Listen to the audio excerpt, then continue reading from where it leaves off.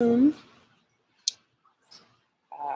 Today's topic is uncovering your repressed sex, and in quotation marks or in parentheses, selves, uncovering your repressed selves. And I'm going to be inviting you into, as I am now, a talk that I'm giving this coming Sunday at 10 a.m. inside of a private Facebook group, and the link to um, to that group will be given to you if you request it. So the instructions on how to go about that are beneath this video. So hello, hello, hello. Okay. Uncovering your repressed sex, your repressed selves, so that you can be authentic in your expression, so that you can have potent power, so you can access the power, the words, the intelligence inside of you to actually be who you really are, to actually do and live the way you choose to do and live. And so, whether you are a career woman, you're a content creator, you're creating videos online, or you desire to get more visible, and not only in your visibility, your deepest desire is to be true, I'm going to say please like and share the video. If you know, right, I appreciate the love being expressed. If you know folks need to know this, I ask that you like or love this video right now, depending on where you are, and share it right now. Okay. And again, me being here today and particularly today, is to go into uncovering your repressed sex selves.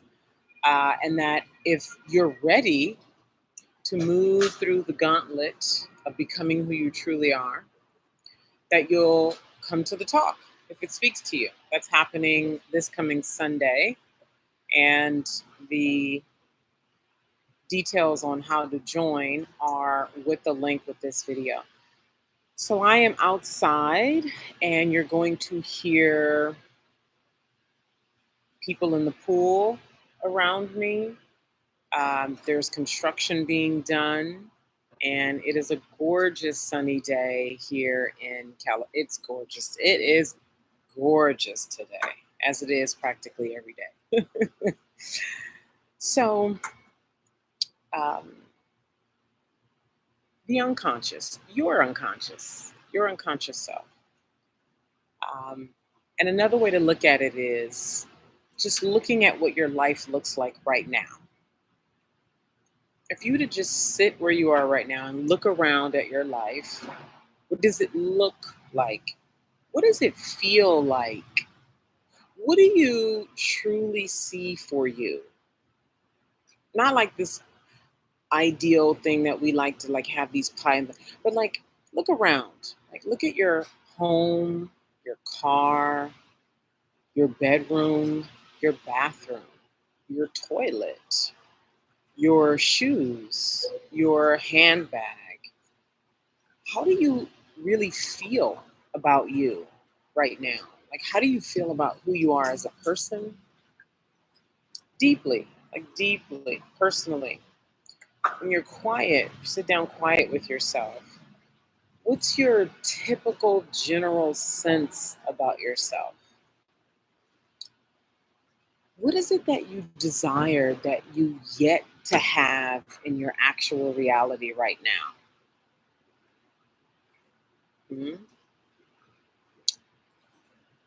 What is something that you feel like you've been working on for months or years and is not here yet?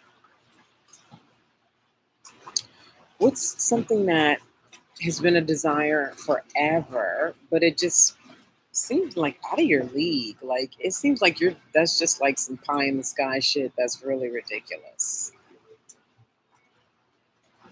What does your bank account look like? How do you feel about creating money? How do you feel about getting on camera and expressing authentically your real beliefs, how you really feel, what you really want? All of this is evidence of your unconscious. I'm going to be referencing Carl Jung in today's live stream. Um, I'm actively in my unconscious. It's powerful, and Carl Jung says many things. The thing that came to mind just now that made me think of him is he said, if you do not make your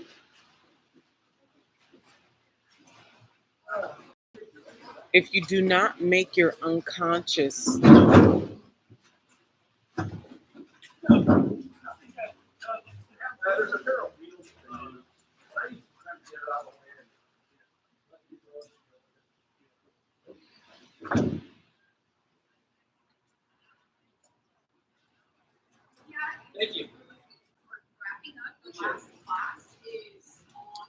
if you do not make your unconscious conscious, it will rule your life and you will call it fate. That's one of his famous quotes.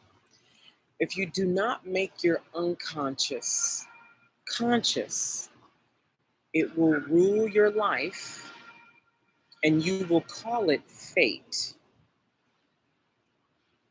Another quote that I was reading of his yesterday, he says, the most terrifying thing is to accept oneself completely. The most terrifying thing is to accept oneself completely. How does this relate to you and your repressed selves? And how keeping yourself repressed, down, quiet, compliant, modest, nice, kind. And listen, I have nothing against modesty and kindness and, those benevolent qualities. They become a problem when they are chosen as an aversion to the other parts of yourself.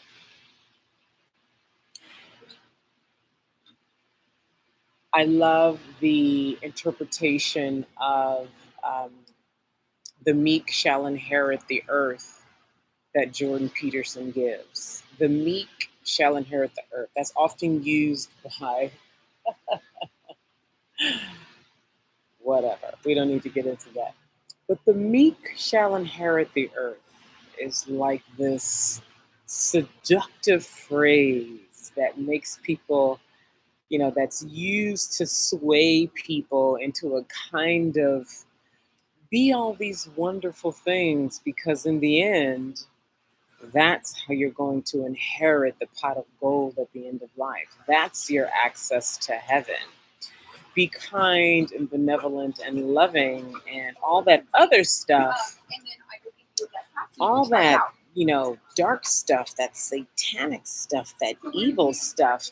Avoid that at all costs. Keep yourself pure. Fight the devil. Avoid him. Ooh, the devil is at work today. Not today, devil. Devil. Right? And Jordan Peterson uses the analogy of, and I'm paraphrasing it here, so if you know it more clearly than I'm about to articulate it, don't get to going mad here, okay? I'm paraphrasing the way I'm remembering it in this moment, okay? That those who have swords and know how to use them and are willing to use them when necessary and choose to keep them sheathed. I have a sword. I will use it if need be, And I choose to live my life with my swords sheathed to be kind, because I actually choose that, while being fully aware of the fact that I will kill you if need be. I will destroy you if need be. And I choose to be kind. I choose to be patient. I choose to be loving. I choose to forgive, while being fully aware and able and conscious and full and unrepressed enough to be willing to curse you when need be, kill you when need be. That is the difference between someone who's modest out of fear of, I won't belong, I won't get a man, I'm not going to appear feminine, I'm not going to be right, because then your existence is a lie. Your existence is untrue. It's incomplete. And in order to be potently creative, potently powerful, to be able to create realities that do not currently exist in your reality that you say that you want, you are required to be true. You are only true when you are whole. To be whole is inclusive of the totality of your being. Your being is both your unconscious self and your conscious self. And this is why Jung says the most terrifying thing is to accept oneself completely, meaning you're accepting the parts of yourself that are not so desirable to your mother, to your wife, to your community, to your friends, and to the world at large. So they go into your repressed self. And as I'll be talking about on Sunday, with great detail and patience and attention, is what is currently happening in your life, or what will happen when you live a repressed self. And I'll actually share, this is actually on the page where you will go to get details about how to join us on Sunday. So, inside a private Facebook group on Sunday, I'll be going live to discuss. I'll be using sexual and ego crushing real life story to illuminate the ways the repressed selves cause neuroticism, addiction, depression, physical pain, dreams, nightmares, and complexes as a cry for outward expression. They are a cry for outward expression. They are a cry for outward expression. You're doing all the right things, but you're in pain. You keep working hard towards something, and no matter what you do, it's not working. Or you're tired, you're fatigued. One of my former clients talked about, she was safe in her hiding in whatever way we choose to hide. Some of us are hiding behind our marriages. I was guilty of that once upon a time.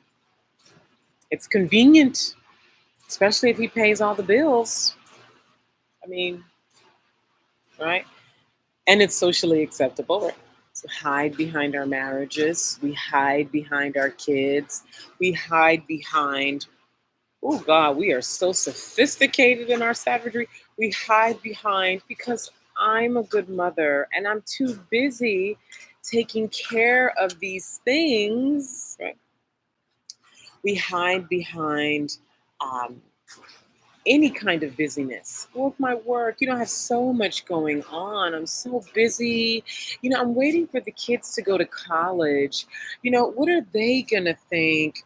What is this? What is that? And she said while she was safe in her hiding, she talked about this, Rachel Abba, if you go back and look. She's the wife and mother of three, okay, who found me on Facebook like sometime early this year or late last year, and she became a client and went from hiding, never doing selfies, never doing videos, to being able to easily command, I think it's $3,800 clients, and was working on her first $50,000 client. She said, I was safe, meaning that the illusion of safety when you hide yourself behind whatever the thing is. In her case, it was being a mom, being a wife, being all the things. And yet she was fatigued, she said, privately fatigued. Like nobody knew she was fatigued except for her and maybe her husband, right? And she said, just, I forgot the other word she used. Was it unfulfilled, maybe? Because when you're not really living yourself, even if nobody else knows, even if your husband doesn't know. So many of us, our husbands don't connect with us, or people are like, we're just not in relationships where people are meeting us in the most deepest, nourished parts of ourselves, the darkest parts of ourselves. Because in order for your mom, your husband, your friends, your whomever to actually sit in those spots with you, require that they also sit in those spots in themselves. And your mother, your friends, your spouse, your wife, your husband may not be willing or ready to go to them spots in themselves.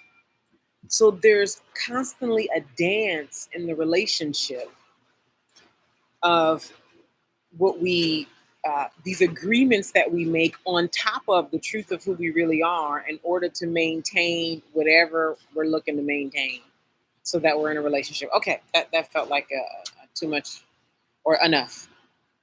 Um, so I like to talk about a little bit about the feeling of being repressed.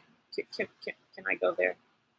What it feels like to live every day. You're just going through your life, doing whatever you do, working your job, taking care of your kids, putting together a birthday party for your niece or nephew, living your life, doing whatever your life looks like. And you're living an unlived life. Right? And the thought, when you give yourself little moments, blocks of time in your day, or when you just have a moment of clarity, you realize the loneliness your existence is. You could have a spouse. That's the worst, when you're married and you feel so lonely.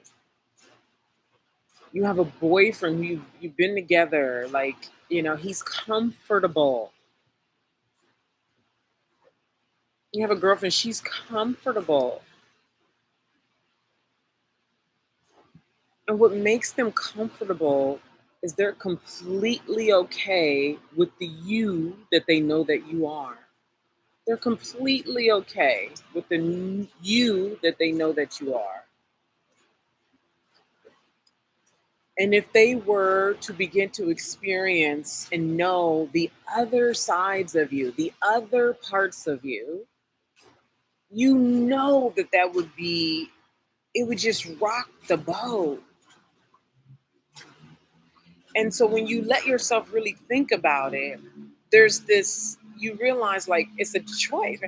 Man, am I going to do this? And it feels tiring, right? Because you're already putting forth the effort to live your repressed self. It's a lot of energy to keep yourself tame. We don't even, that's why we're tired. We be tired and we ain't even done much and we tired. It's a lot of energy we use to keep ourselves tamed. Wanting to say things, but keep your mouth shut, because seeing things, but don't see it, because knowing things, but I'd like to share another quote with you by Carl Jung to speak to this loneliness of living a repressed life and, you know, soothe these realities for us. You're not alone. Carl Jung said, as a child, I felt myself to be alone, and I am still, because I know things and must hint at things which others apparently know nothing of. Like the video, please, and share it, darlings. And for the most part, do not want to know. I'll repeat that. As a child, I felt myself to be alone. Anybody relate to that? As a child, I felt myself to be alone. And I am still, because I know things and must hint at things which others apparently know nothing of, and for the most part do not want to know. And I'll share another quote here by Young.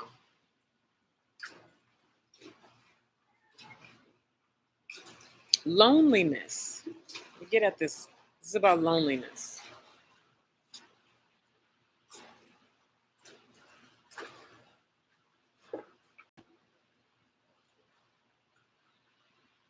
Loneliness. One of the things Rachel said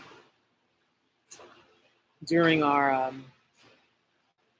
share together was, while there's others out there like me,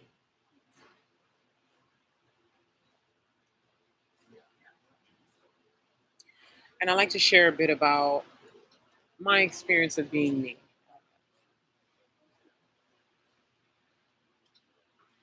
And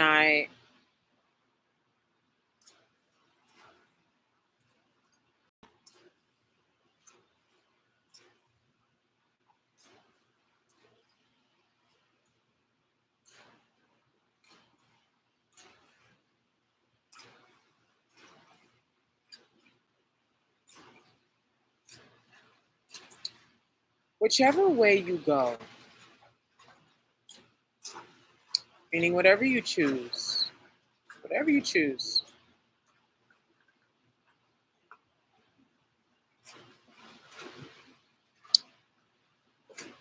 there's a result. There's a price to pay. Whatever you choose. Okay. So he's getting ready to move this. 1 second, please.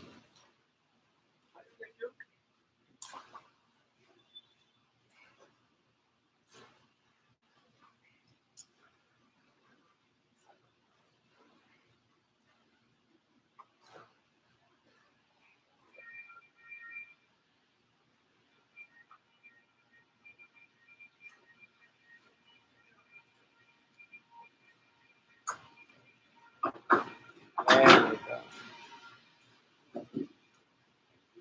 There you go. Staff member came out here and did it the right way. There you go.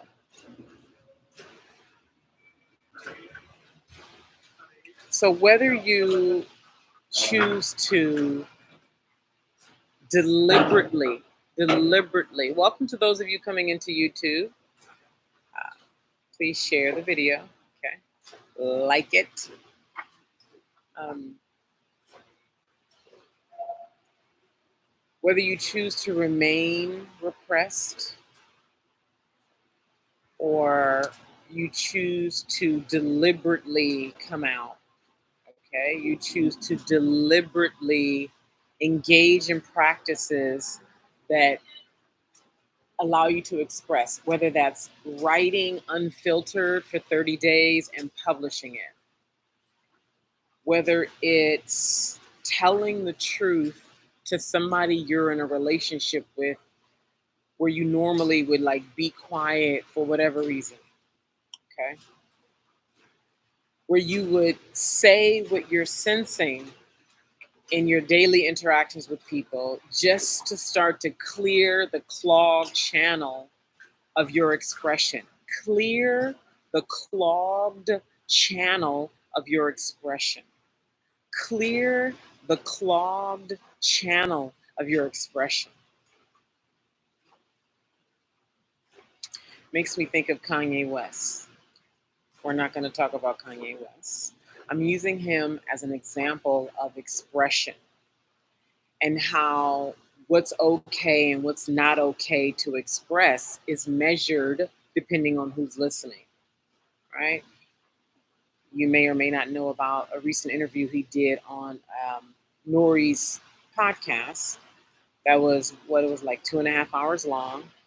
And he was talking about stuff that so many people, my mom even was like, Kanye done gone too far. He talking about the Jews and he talking about stuff he not supposed to be saying, and the bank then canceled this on him, and this was canceled, and all of these things. Ooh. And then you look at the comments of other people who are like, all I see is a man expressing the truth. I mean, so who's right?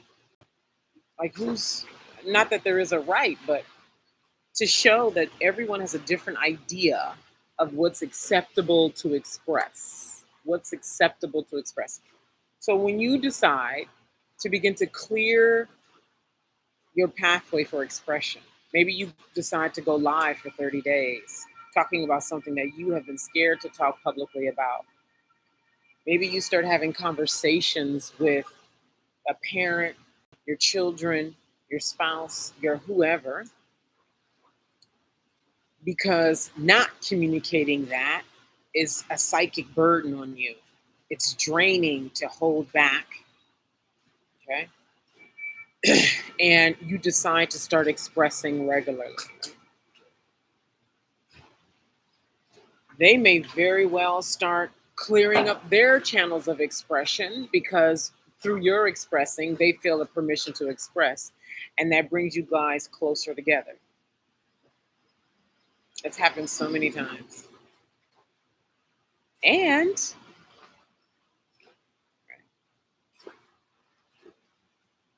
folks who want to leave now because, like, I liked you when you were like that. Like, I could handle you when you were like that. Like, you felt more manageable, tameable, acceptable, lovable, likable when you were like that. But this right here, you being masculine. I see a lot of that going on where when a woman becomes misunderstood,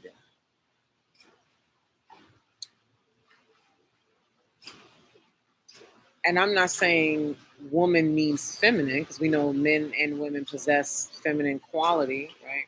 Feminine principle within themselves. What I'm saying is when a woman is embodying the characteristics of the feminine, which are receptive, which are um, creative, which are spontaneous, right?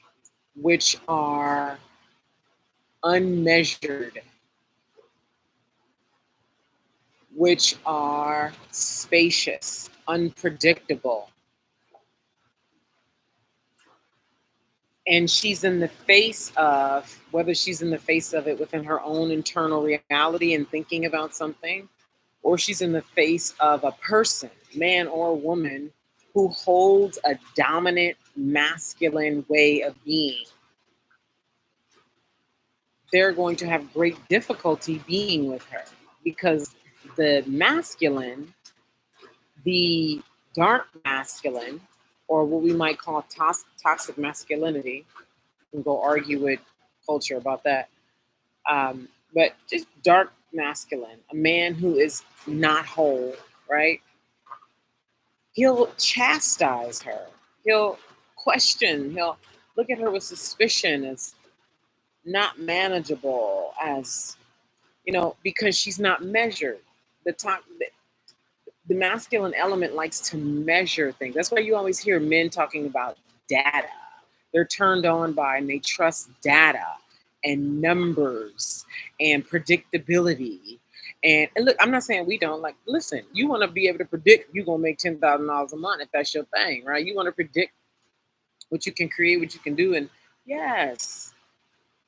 And the truth is, what remains true, whether you how you feel about it, is that when you are truly creating purely, and you take all the locks off, you take all the rules out the game, all the rules that culture makes up, that man makes up, and you get about what actually he talks about it existing so powerfully in Native American ritual. Part of what makes it powerful is the spontaneity of it. And when you try to structure things and be rigid and be like, this is the order, this is how it goes, this is what, and you squeeze out spontaneity, right? When you get together, five people get together and just start percolating ideas, you take the rules off of what is allowed and not allowed, what's acceptable and what's not acceptable, what you can and can't, what, and you just take the locks off, you take the rules off, and you let spontaneity dramatically abound. That's when stuff really starts to percolate. You start really being able to tap into the infinite. And when you're, gosh, like even that right there, like that feels so good. Gosh, that feels good. And I've even found in myself, if I could digress for a moment, with the time that I've been spending doing nothing but dwelling in the unconscious and watching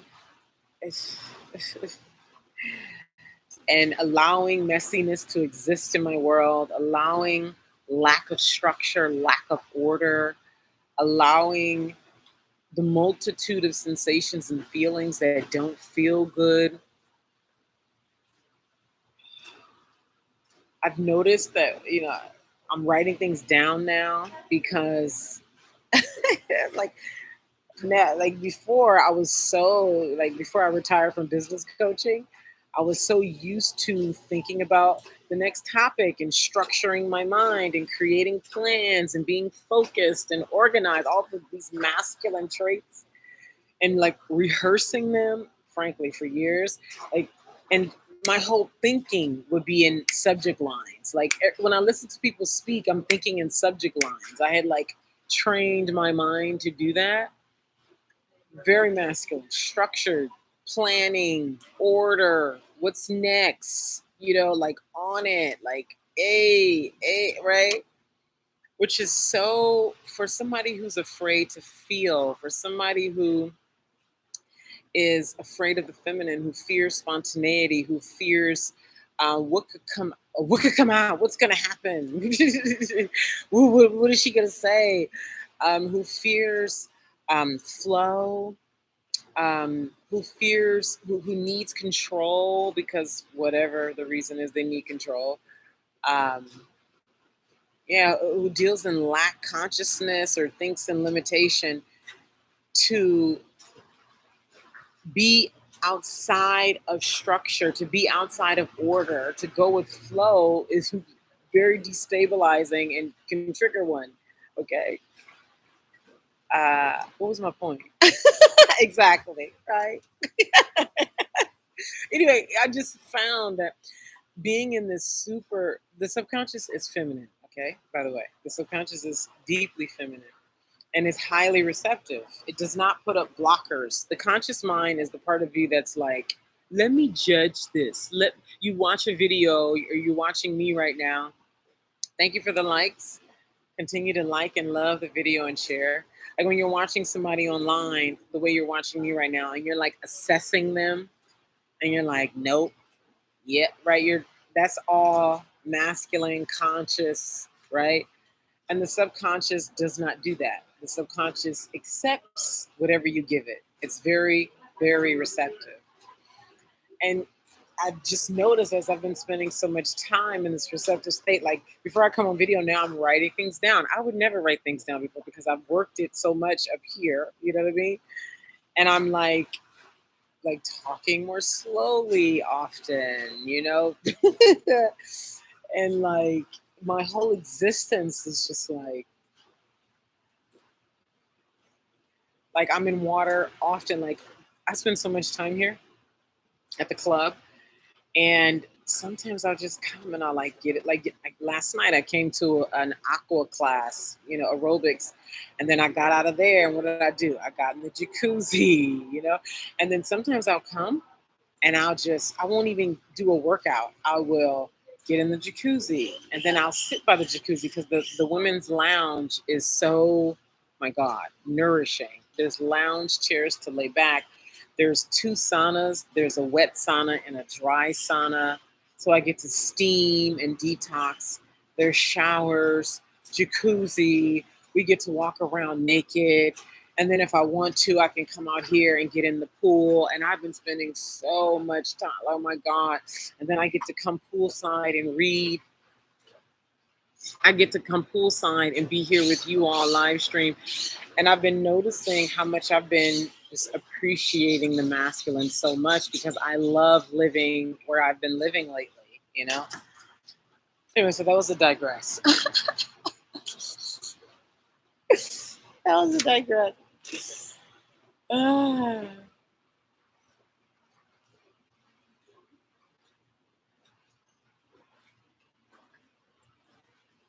Mm.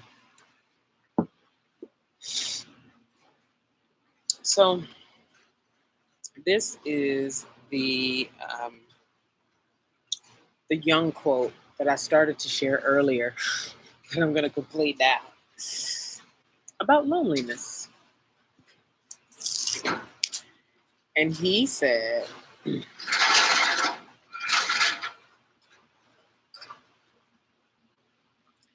loneliness does not come from having no people about one. Right? For those of us, we got people around us. We have a spouse and kids and friends and family to call and people who call and right. So loneliness does not come from having no people about one, but from being unable. Hello, here we go. But from being unable to communicate the things that seem important to oneself, or from holding certain views which others find inadmissible. Come on, let me repeat. Loneliness does not come from having no people about one. My God. Does anybody want to say anything about that? How many of you right now know a lot of people? You know people. You have an active social life. You could be more active if you wanted to. Maybe you have a spouse, a boyfriend, girlfriend. And yet, so another thing I found out about Jung is that, so I've been watching a lot of Marie Louise von France, who was Jung's greatest student and disciple. And uh, yeah, she's like his extension, right? His immediate extension. So I've been watching a lot of videos of her and interviews and talking about him. And so I was watching one maybe yesterday, day before, where she said his wife didn't follow him.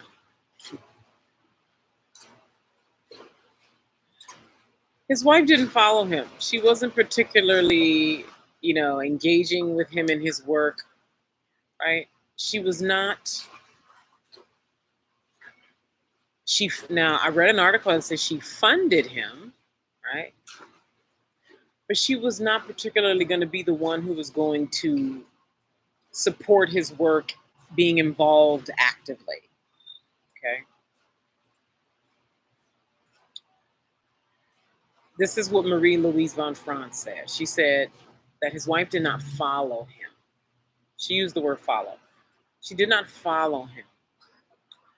And that it was difficult and lonely for Jung to be who he was because there were no people around him, before she came, because he ended up getting several female. What was the word that was used? Uh, Not, was it confidant? It might be confident. Don't quote me on that. But basically, he ended up, because you and I, when I say you and I mean male and female.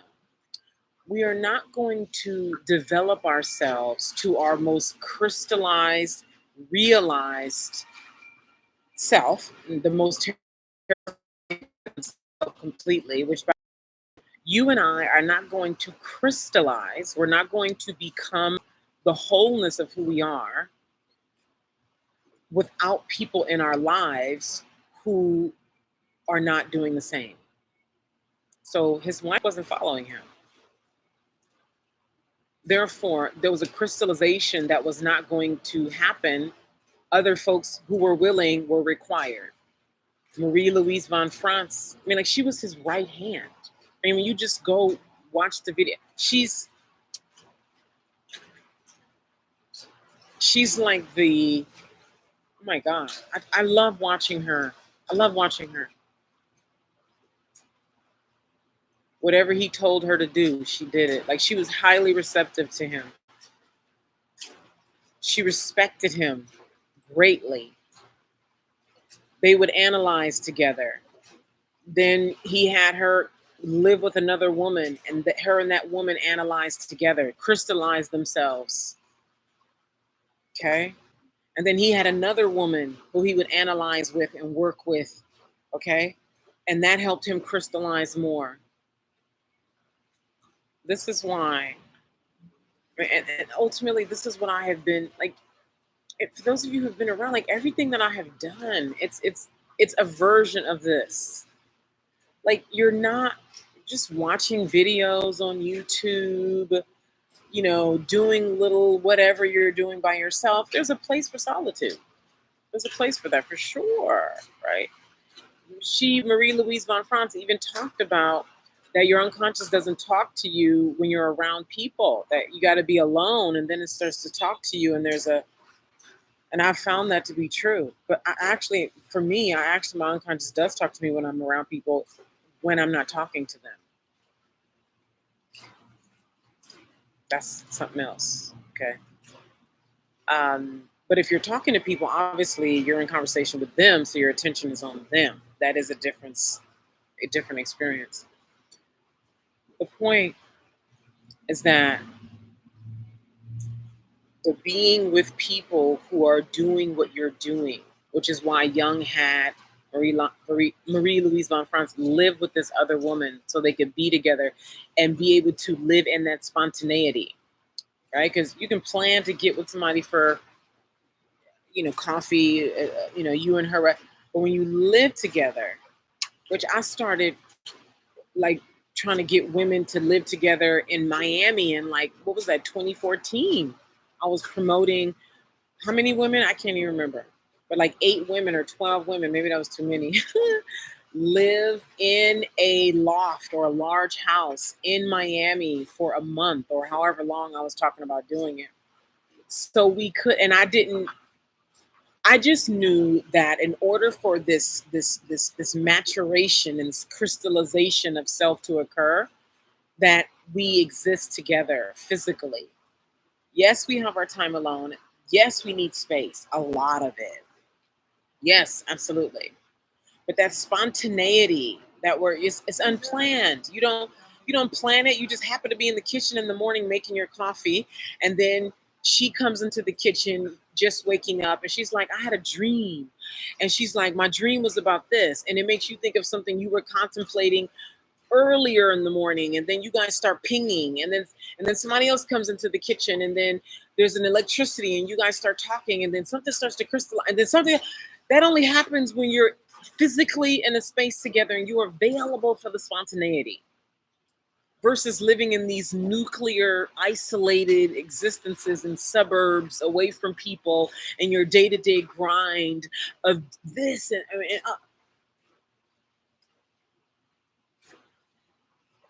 this is what Month in Milan was about. When I had a group of women come to Milan back in was it 16, I think it was. I had a group of women come to Milan, Italy for a month to immerse, for this spontaneity, for the crystallization that comes together when you're together in the house. You decide to cook together. No, we're going to go out. And then you see things, sitting in silence with each other and seeing what comes through when you're physically sharing space with other people who are deliberately on the path of becoming whole, of going through the process of accepting oneself completely, which is terrifying.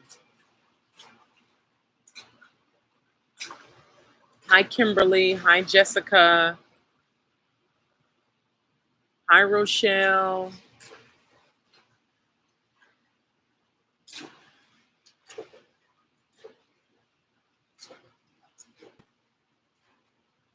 I'm reading Rochelle's comments on YouTube. Just a minute.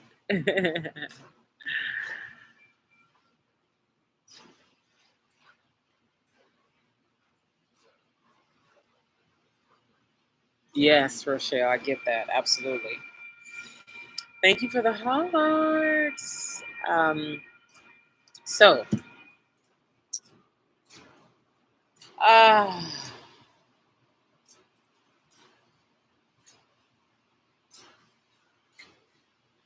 oh.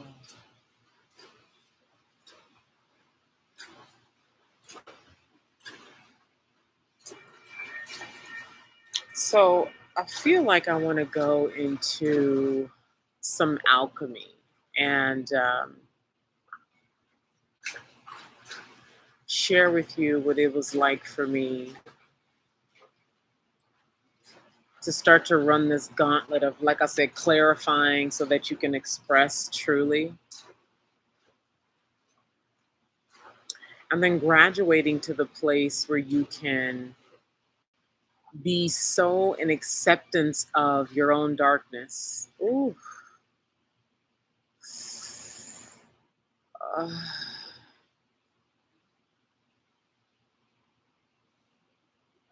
mm. So I'm paraphrasing this quote. So do not quote. I'm paraphrasing. It's another Carl Jung quote that says something like,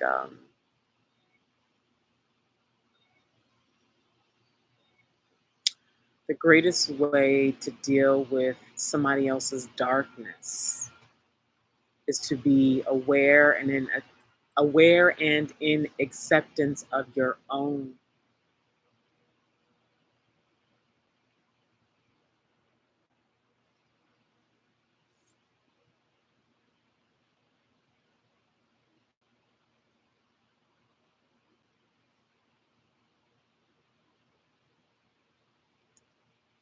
Uh,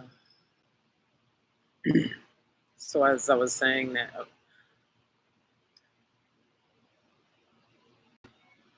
as you do that, you accept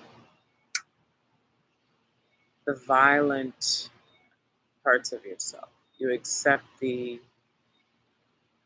destructive parts of yourself. You accept the vengeful. Um, there's somebody who I care about who's she's very much about revenge. She's very much about revenge and taking action to assert revenge on people. And she has had experiences with men in particular where, and this is all good for her. I tell her this is good for you. Not the being on the receiving end of harm from men. I mean, wherever you have a hole within yourself, and I talked about this last week, okay? Wherever you have a hole in yourself, wherever you're incomplete, wherever you lie to yourself, wherever you have an unmet need, wherever you have a trigger, conscious or unconscious, wherever you um, uh, have a wound, wherever, right? And we all have them, right? Somebody, somewhere, somehow, some way will touch that will get stroked in you. somehow, some way, it will get stroked. Okay. Or you'll live a life of aversion, which means you'll live no life at all. Okay, a life of aversion where you're like avoiding everything because, right? And I can tell you right now, your magic is on the other side of your ego. Your magic is on the other side of what you're averse to. Your magic is on the other side. Stone you don't want to overturn, the dark door that you don't, your power there. And so if you're living an averse life, you're, I mean, like, I already know what your life looks like if you live a life of aversion. Um, so, all right, I just went off on a. Anyway, I'm gonna come back to the alchemy, and the point I really wanted to get at was, and I want this for you. I would really like this for you. I would just really, really like this for you. Hello, Cherry Pop. What I would really like for you is that you become so at peace with your own darkness and in so much approval and appreciation of your own darkness, everything that's in you that's unconscious right now, meaning you're not even aware it's in you. Can you imagine like not knowing 90% of yourself while thinking you know who you are? Like you're walking, okay, and hey, listen, let's say you want to be conservative, and let's take that 90% way down to 60%. Could you imagine not knowing 60% of yourself? Like, why you really chose your spouse? Why you really chose where you live? Why you really chose to do whatever it is that you do in your life every day? Why you really feel stuck? Why have you truly plateaued? Why is this really happening? Really, like really. It's all out of your awareness. It's all in the dark, in your unconscious.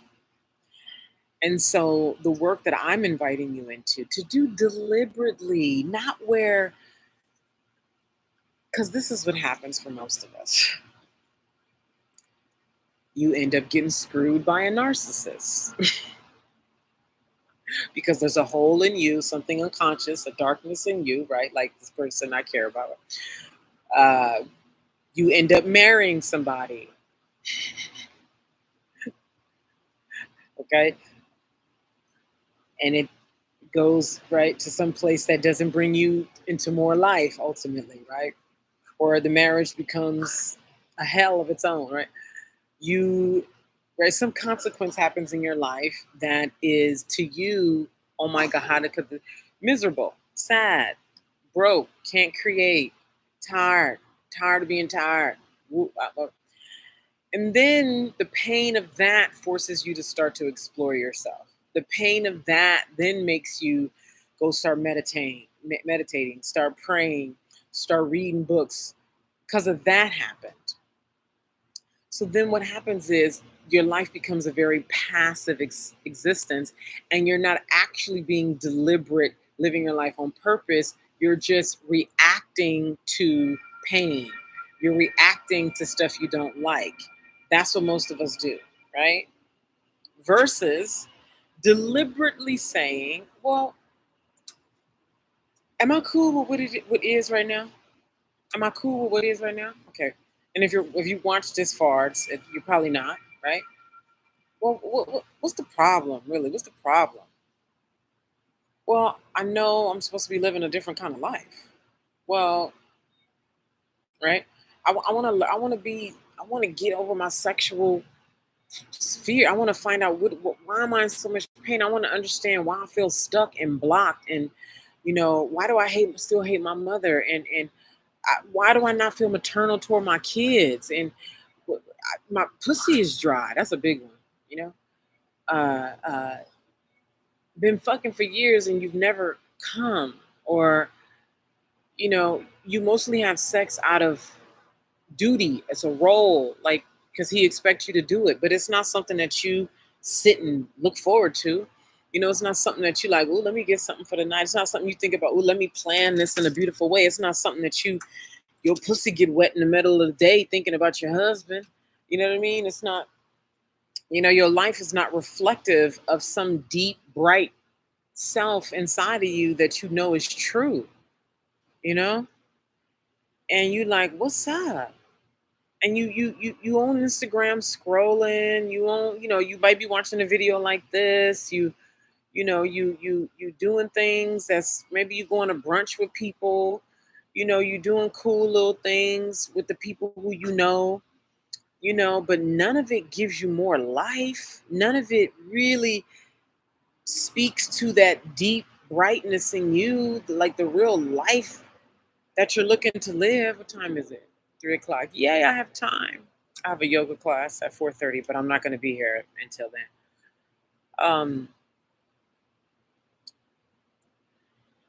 And that it's so much more. Like, and then your life.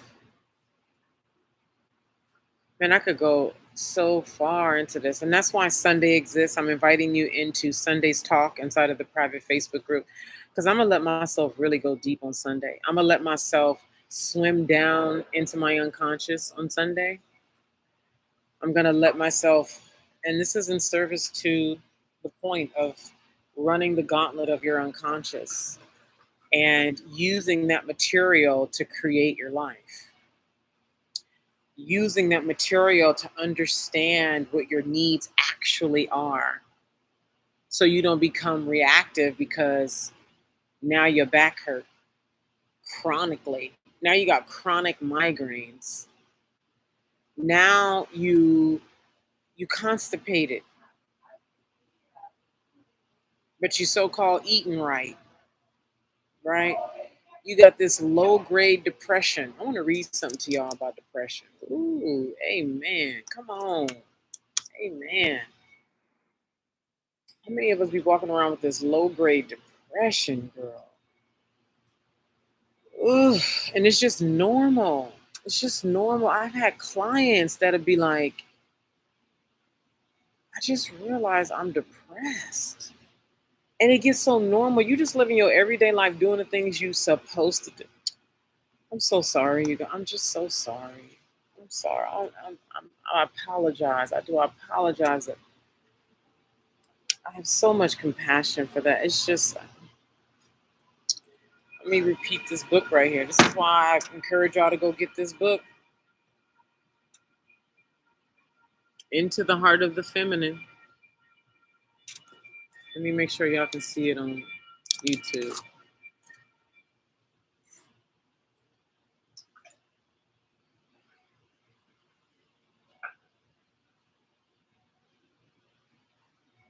I want to make sure you can see that. This book just so beautifully goes into how, and please like the video and share it. You're welcome, Rochelle.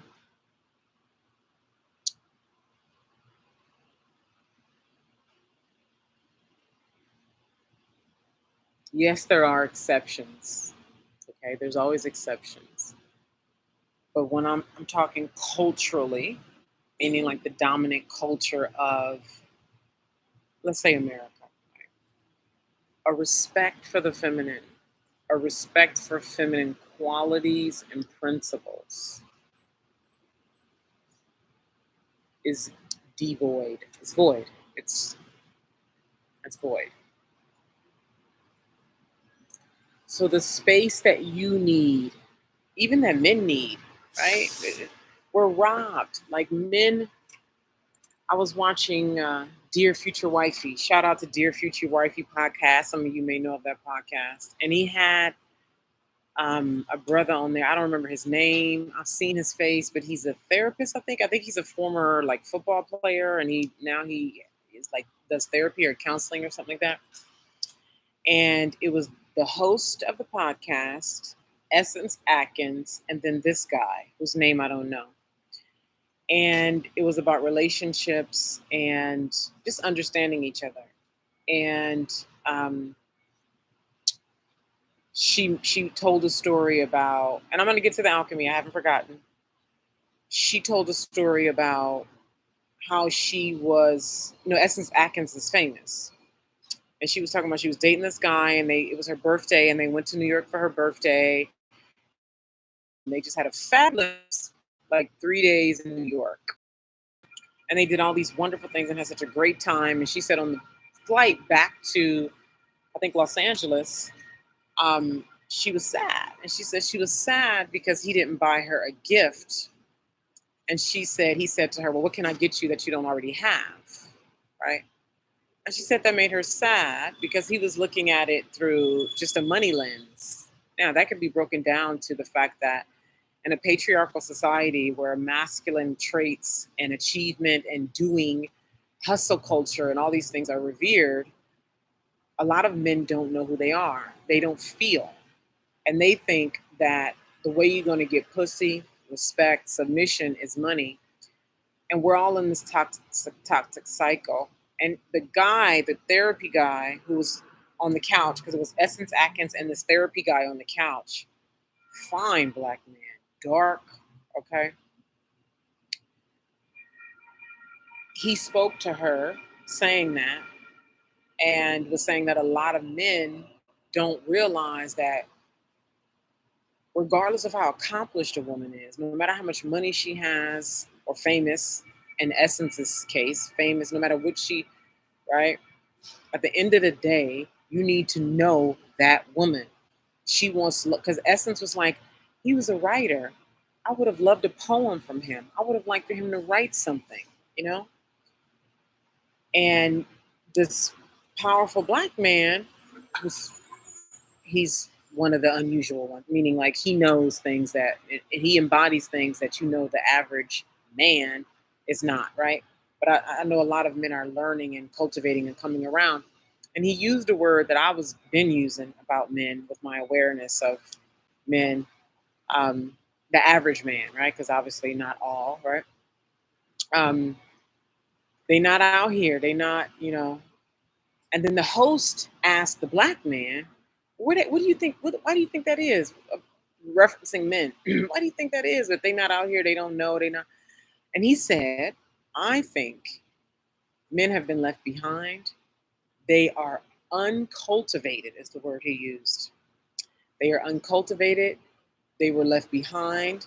While the women was out here getting educated, healing, transforming, getting to know themselves, the men was out here, quote, chasing tail. That's what he said. Chasing tail. And when you look around, that's exactly what we see. You just gather 100 random women around the United States, random women from all kind of countries and rural towns and big towns, small towns, all throughout the United States, who are I'm talking about the ones who are married. Obviously, the ones who are married, they're going to have a different perspective, and they'll tell you anyway, right? Who are active, whether they're actively dating or they're around a variety of males, they will tell you how underdeveloped most men are. They don't have emotional intelligence. Now, listen, we're not bashing men around here. This is to get to, because of the disrespect of the feminine in the culture. They don't have emotional intelligence. Anything that appears feminine, so feeling and listening to feelings and being a feeling person is considered female and feminine. Therefore, if you a man, you better not be doing that shit. I told y'all about the black man who's been married 19 years. 19 years. He was also on this Dear Future Wifey podcast, and he said he just started feeling his wife 2 years ago, feeling and seeing her. And he felt horrible about that. And so The woman who stayed in that marriage with him,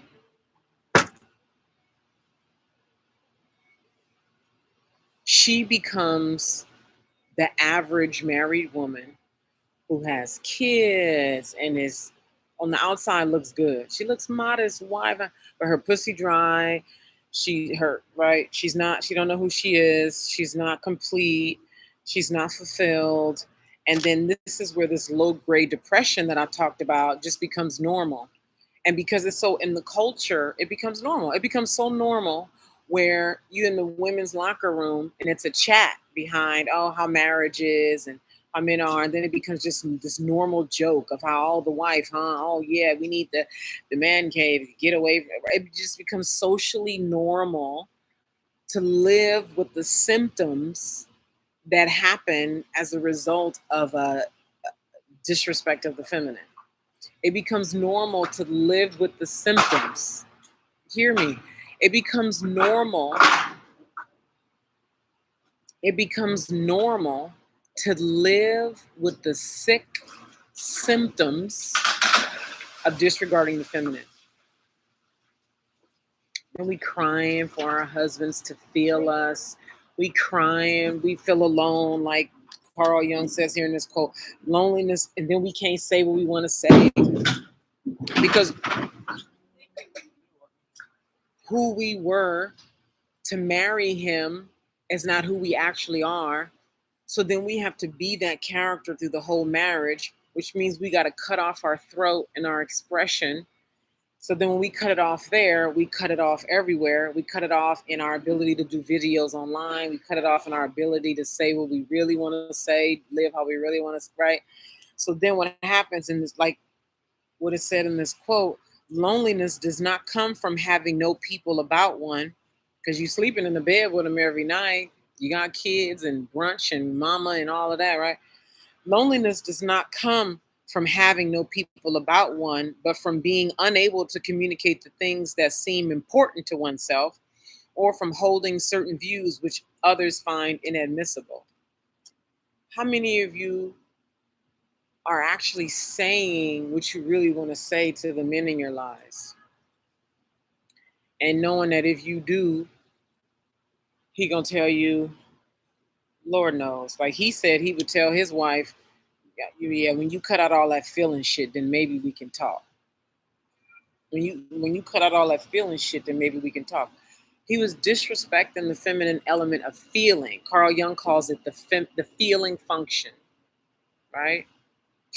My God, what do you want? What do you want?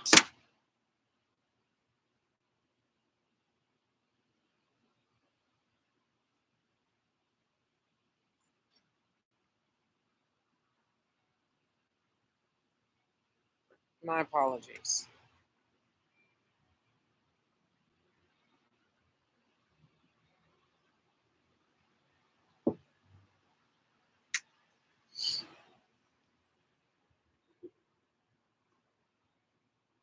So to complete the point about this person in my life who has been on the receiving end of harm against men, as many of us have, and she's so angry and she did something to get revenge, and she's still very angry, right? And I've told her, and I don't push it too much because I see what's happening, and you just can't push lessons on people. They gotta run through that themselves. I just give little pieces there to support in the moment. But anywhere you currently have a hole in yourself where you are repressed, okay, repressed sexually because that's whole behavior.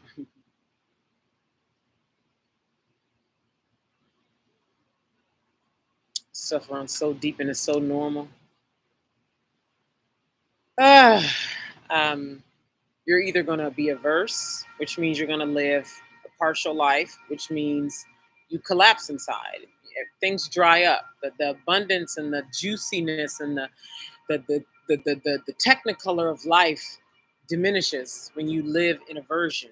No, no, you say no to everything. You're scared, you tense, you suspicious of everything, right? You don't let stuff in, right? You're afraid to let it in. You don't. Okay, so then your spectrum of sight and colorfulness of sight and the depthening of self, and like what happens, like I said, when the spontaneity of the dealing in the infinite and in the unconscious with other people, like you lose that. Um, where you have a hole and it gets touched, a trigger, a landmine in you gets touched. When you're living like that versus deliberately. So I'm inviting you into this talk on Sunday. The link is with this video to find out more. And going deeper into uncovering your repressed self. You live like this person is living, where you become reactive. Your life is reactive. And then it takes you longer to reconcile things. It takes you longer, like experiences that you could have within a year, you end up having within 10 years. So you reduce the richness of your life because the time, you eat up your time by living in a reactive way, passive way, versus living in a deliberate way. And when you deal in your unconscious, it's deliberate and things happen fast. Oh my God. So then the skills that become required, which I'm here for, which is what it's all about when you stick around, because it's a gauntlet, it's a process, is when you learn how, at a nervous system level, when you learn at a body level, as I was saying earlier about being able to sit with people and deal with their darkness in a calm way.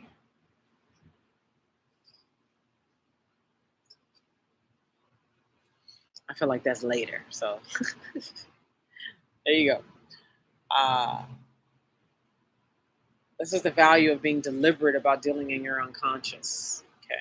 Being deliberate about dealing in your unconscious. Also, subscribe to the YouTube channel and come back because sometimes you don't get notified. Um, so I'll say a bit about this, something that really freed me. Uh,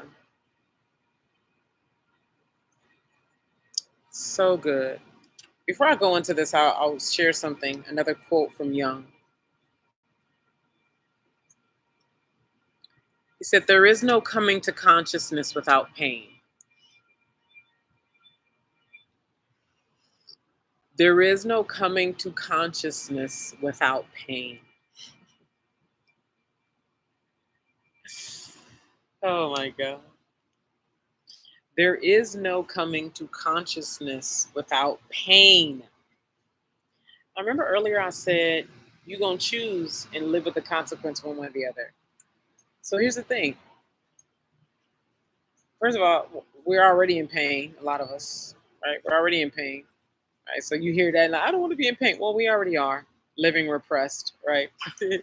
It's like, choose your poison, as I talked about. Choose your poison. Do you want the pain that's taking you where you want to go? The pain that brings about more life? The pain that opens you up? The pain that helps you be able to do whatever the thing is? Do videos honestly online. Have conversations with people that need to be had.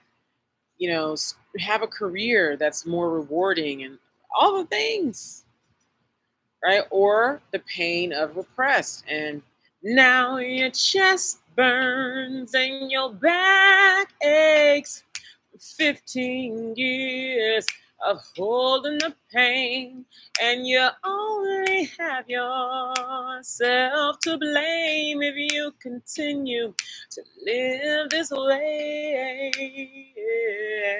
Get it together, heal your body. Get it together, heal your heart. Yeah. Whatsoever you sow, you will reap. Get it together. Ooh, you can fly, fly, fly, fly. You can live or you can die. You know life is a choice you make. You can give what you can take. You can fly, fly, fly, fly.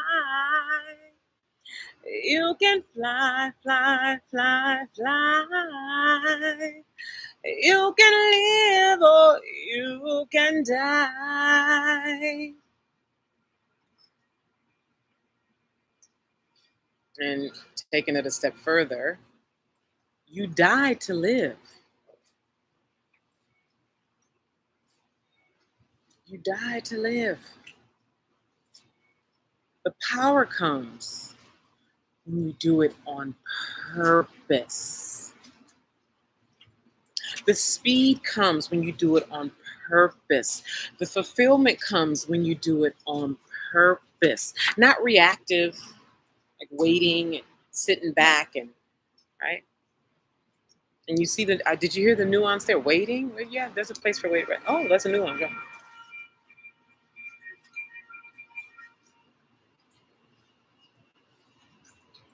So I'm going to share this story at a surface level today, and then I'll go deeper into it on Sunday. Sunday morning. Sunday morning at 10 a.m., I'm going live inside of a private Facebook group, going deeper into uncovering your repressed sex, your repressed selves. Okay. If you like details about how to join us, there's a link with this video, and these details are there.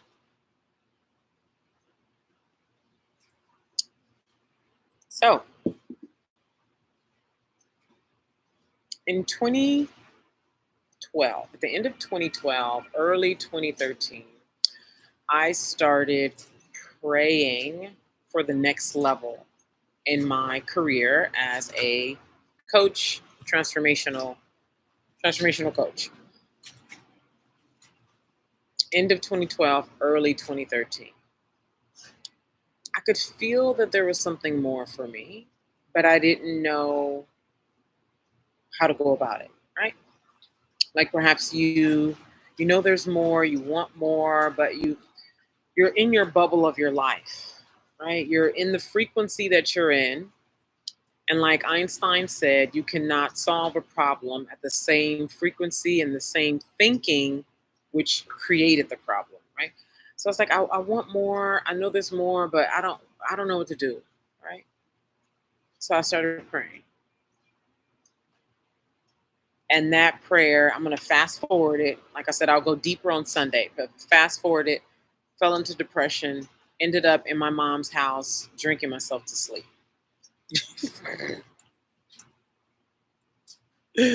Well, damn. Like I said, that was a great fast forward. I just fast forward. I leapt. Okay. And I'll tell the details so you can see how this looks. I share the story so you can see because your life is a reflect. It'll show you the breaking down, right? Especially if you're somebody who requires life give you bulldozers. Like some people know how to respond to whispers. Life is talking all the time. Whisper, whisper, all the time, all the time. Most of us are too much used to ignoring our body, like Dr. Gabor Mate said. Where is the body saying no, or you're not saying no? So what do you walk around with pain for years? You stay in this relationship that you know you don't need to be in. Something say no, don't mess with him, but you still do. You have a feeling, so you say no. You ignore it. You've been ignoring it. You ignore it for years, right? So we're so used to ignoring ourselves and making decisions out of duty, I have to, responsibility, I should, or if I don't, this. Or we train ourselves to be numb. We train ourselves not to feel. So the whispers that are dramatically abounding constantly, life is alive. It's alive. Regardless, it's alive. But you don't hear the whisper. So what you do is you demand that life gives you bulldozers. So what'll happen? You'll wake up and your back is out. You can't move, right? You, Lord knows what happened. Your husband come home and you find out he don't want you no more. He want a divorce now. And you like, what? You come home and like that lady who she came home, all the furniture was gone. Remember that lady that went viral? She came home, all the furniture was gone. The husband left, disappeared. That lady had some whispers before that shit happened. You ain't married to a man she was married to this man for years, and he come home and the furniture gone, and you mean to tell me it wasn't no warning? Oh, there were whispers, but she was numb. She was ignoring herself. She was something, I don't know exactly, right? I'm saying something was going on with her, but she was ignoring the whispers. She was probably having pain. She was probably feeling things that didn't feel good, and she tolerated it. Like that lady married for 19 years, for 17 years, her husband didn't see her, couldn't feel her, right? So you break something, you get into a car accident, something happens, you get into a big ass something, you lose something, somebody died, and you force life to force something on you. Then what you do? You reacting now. You wasn't proactive, right? Anyway, okay, I'm going.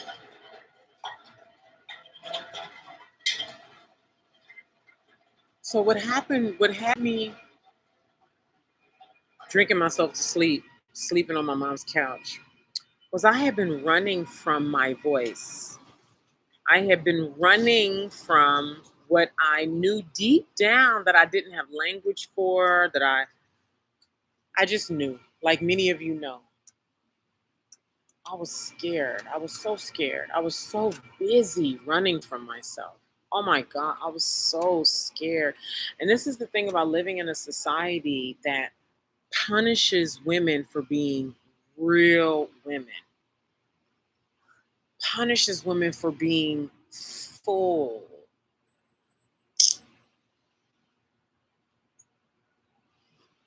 When you got a clear throat, you got a clear pussy, you really heal your pussy. Let's say you single and you fucking a dude, or let's say you got two different dudes who whatever your lifestyle, right? And you stop fucking, you deliberately go abstinent and you heal your womb, you heal your pussy, you clarify your throat chakra, you start living from the heart. Carl Jung has a quote about you not creating until you start living from the heart, right?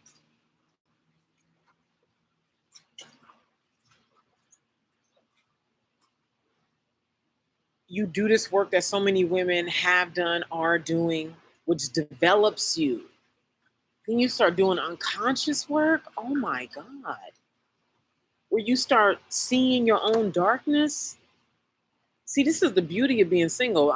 Girl, people who scared of, who talk bad about you single, they scared of being single. They don't know who they're gonna be, right? But when I tell you, there have been so many benefits to being single. I know what it's like to have a man. I know the limitations there, and I know the benefits there.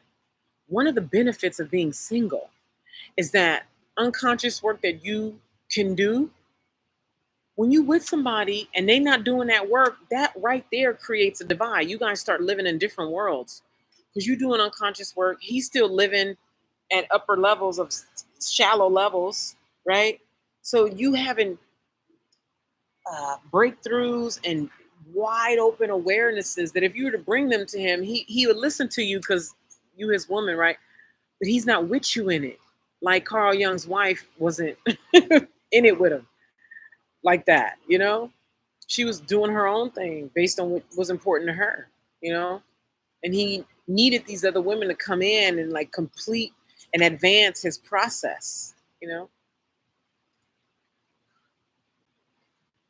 That's the value of being single. Anyway,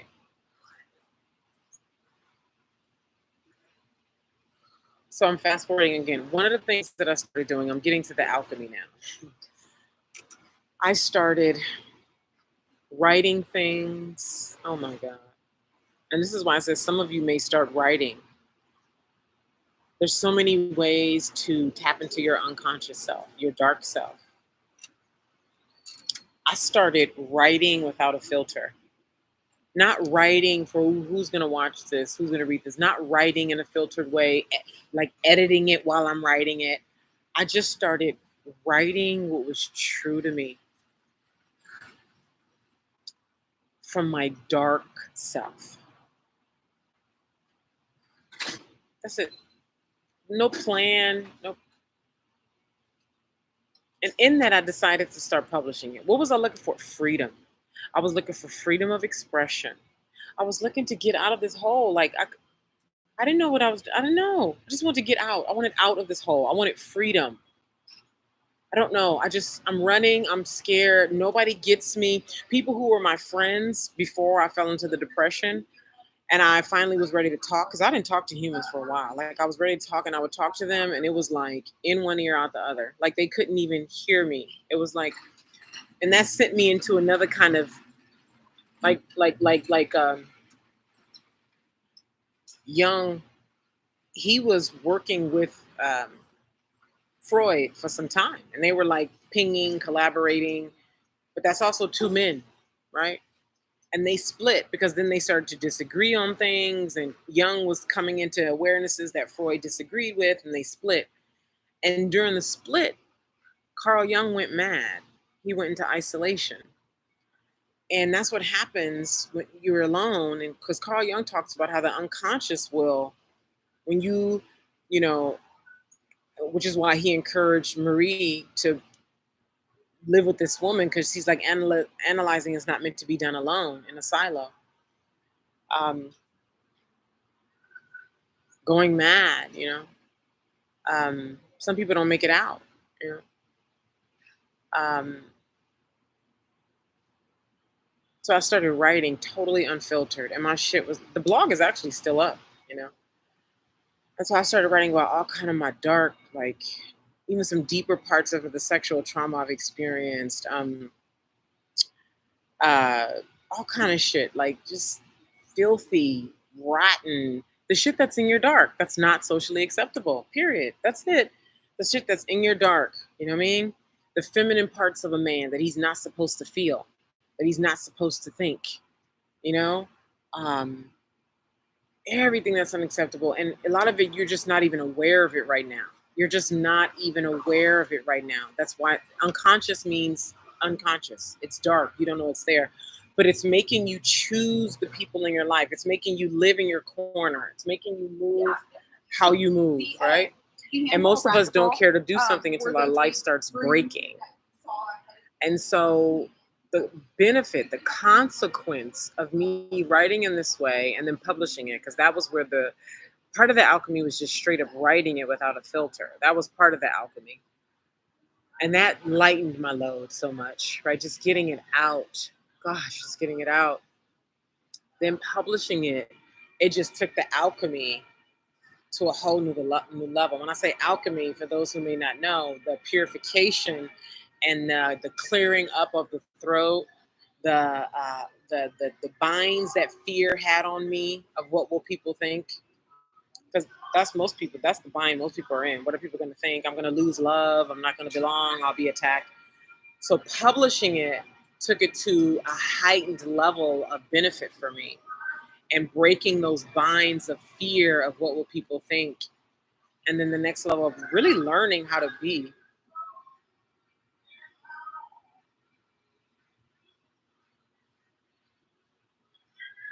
Learning how to be with negative feedback. So this is multi-layered. Anyway, as a result of that, I came out of hiding. I came out of depression. I started a podcast. That started that in early 2014. I started gathering women regularly. We started having these talks. Um, my business, I came out with my business again, brand new, clear, pure, true, refined. I started having massive impact. That's when I came out as a master sex shame healer. I crossed 200,000 in 2 years, like boom, boom, boom, boom, boom, boom, boom, boom, boom. Okay. And so that's the value of deliberately going into the unconscious, because a lot of that withdrawing, ending up drinking myself to sleep on my mother's couch, it was just decline down into the dark, and where I just couldn't move. And I required that because I was running, I was unwilling to face myself. And so I forced life to force me. I forced life to force me. So you can, I don't, waste is, unnecessarily. You can let your life pass by and live at half mass and wait to 50, 55, and then get forced at 55, which means you have less time to live alive. Or you can be on purpose. You can be deliberate now at your current age. Come into the repressed self-talk. Uncovering your repressed self-talk happening on Sunday. And actively, deliberately dealing your unconscious so that you speed up the process. Do it on purpose now. Open up your channels now so you can live more life now. And whatever more life looks like for you, whatever that looks like for you. You know what I'm saying? So I think I'm complete for now. I have yoga in an hour. I'm getting ready to go. Get in the jacuzzi. I didn't bring my swimsuit because I actually didn't think I would have time to get in the pool. But I'm getting ready to go, like, relax good, relax real good. So I look forward to those of you who will be joining me on Sunday. Again, the link is with this video to see details. I love you. Any questions you have, feel welcome to email me. Please share this video. Please like it if you haven't already, or love it if you're on Facebook. Subscribe to the channel, the YouTube channel. If you're on Facebook, you can go to YouTube and search for Naima Singletary if you'd like to subscribe to the channel. And I'll be back when I'm back. Thank you so much.